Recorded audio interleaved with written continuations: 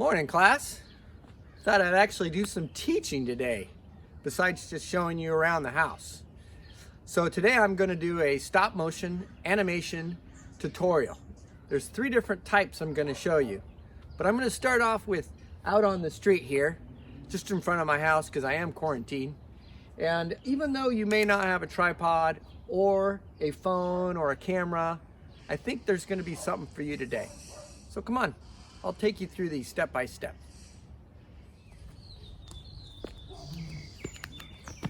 Let's get started.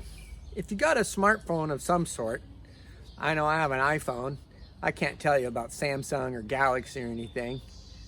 Definitely don't want to use a flip phone. But there's a great app called iMotion HD.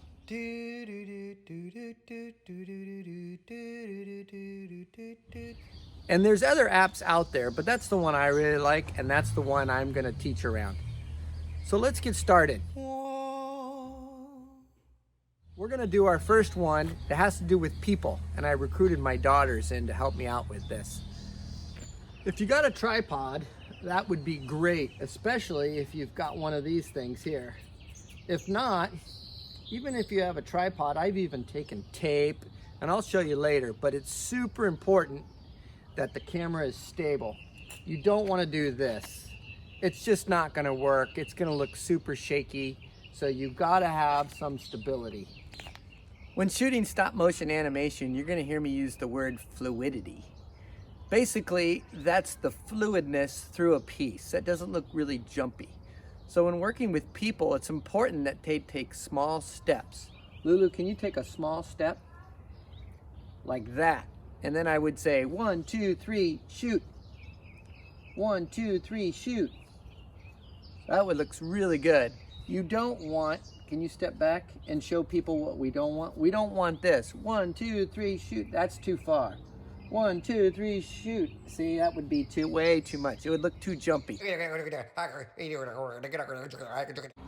So not like that last clip. That was way too jumpy. Thanks for your help, Lulu. You're welcome, Dada. Did you know that Disney, they use 32 frames for 1 second? We're only using about 15 frames a second. So the more frames for 1 second, the more fluidity there is. So here's our attempt at doing some stop motion animation with people. And I'm gonna add some sound effects through GarageBand.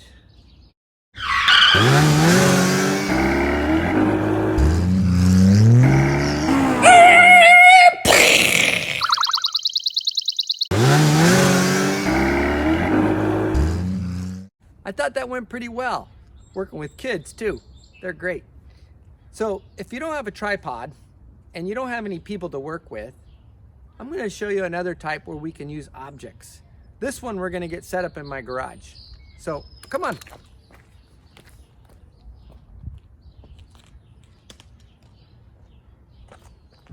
All right, we moved our project into the garage.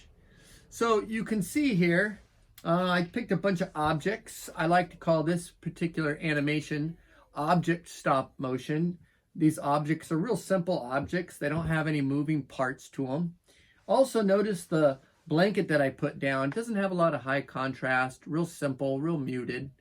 And then you could see my makeshift tripod here. Some books, box, Band-Aid box, even an ice pick. The key thing is to make sure that the phone is stable. And then I lit up the room as best as I could. And that's all we can do, is the best that we can do. All right, let's give it a shot here. So when moving these objects around, you just want to move them around very subtle. Take a picture, move them a little bit. Now, the more objects you have, the more things you got to move. So it might be good to just start off with just a few things here. In fact, I would really encourage you for your first one to do a little test. Take a picture, be real conscious about your shadows, that you're not moving the camera. Don't make drastic jumps and moves like that. All right, let's give it a shot and see how we do.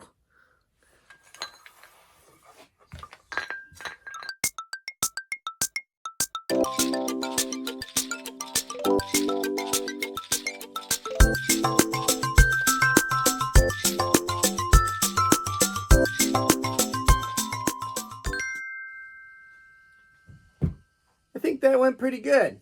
It went a little fast toward the end, so you can see why you need to be patient and just take your time on these and moving them real slowly. I ran out of time today to be able to show you the third type of animation, which is a flip book using a real book, but I'll show you that tomorrow.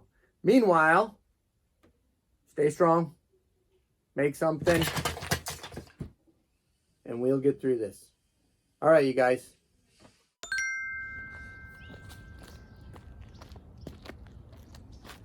When working out on the street, it's important to be respectful of your neighbors too.